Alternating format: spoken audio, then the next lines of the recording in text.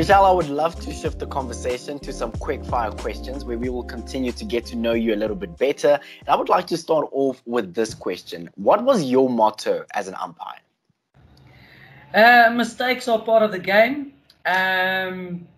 Just get over it and you need to move on. No two mistakes in a row. That's my motto, is what I even take onto the field now.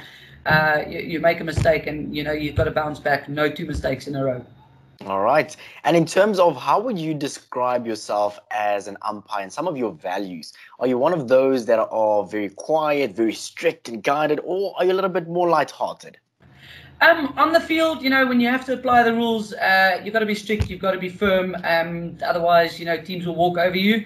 In the same light, you have to have a sense of humor, a little smile towards players when you are quite firm on applying the rules, but you're not going to go for the cards. Give a smile and let the player know, I know what you're up to, but I'm not going to punish you just yet. And then obviously my biggest aim every game is to make sure that my co-umpire is looked after. And I always say, if I can have my co-umpire have their best game at a tournament with me, then it's goal achieved. Then I've been a good teammate. So I want to be a good teammate both on and off the field.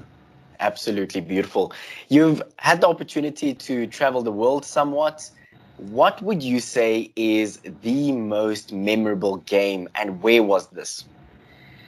Sure. I would definitely go back to the 2010 World Cup in Argentina and Rosario. I was at that stage still a youngster on the scene.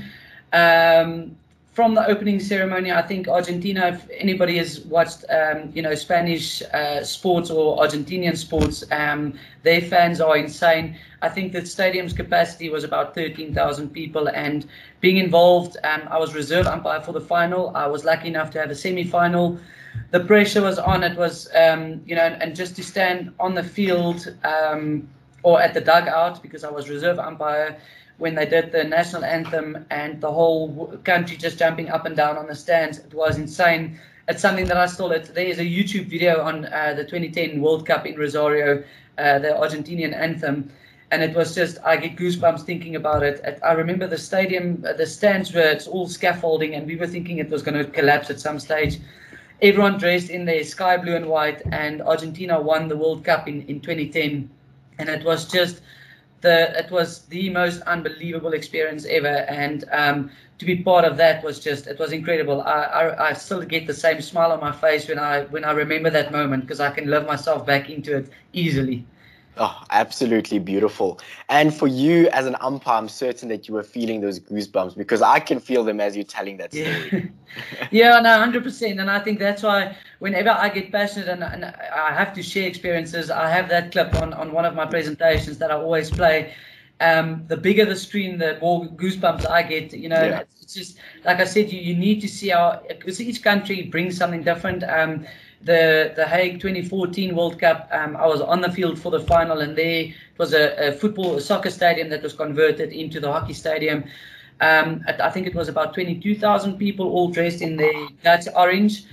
And again, just a different atmosphere, but the energy in Argentina and Rosario was insane. And you leave the venue, and the little kids just running and wanting autographs and photos. And I'm like, but I'm just the umpire, and I've learned a bit of Spanish.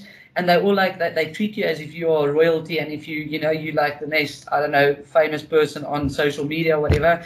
It's insane. And it's humbling, but it's heartwarming at the same time. Oh, so beautiful to hear these stories.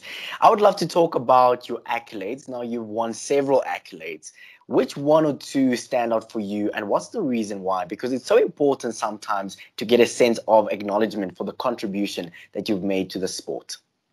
Aaron, I think it's so true to any person to receive, when they receive accolades, to remember them. I honestly don't. If it wasn't for the International Hockey Federation to keep track of our matches that we've done, I wouldn't remember them. I know that I've got over 100. I can't remember how many I've got. Senior international games. I remember receiving my golden whistle in 2015, and it was the first year that they also announced FIH Umpire of the World or Umpire of the Year, and I was the first recipient of that award. And again, these things, the awards, and the trophies and whatever else, they just gather dust somewhere, and it's something that's personal to you.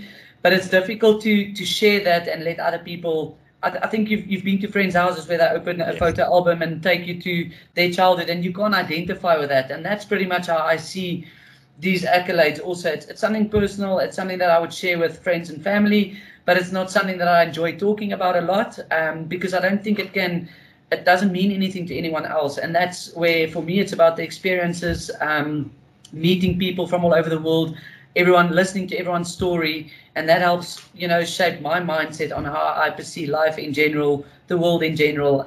So yeah, the accolades are just, it's a plus, but it's something that it comes and it goes really quickly. All my awards and trophies and stuff are somewhere in a plastic container. I don't display them anywhere.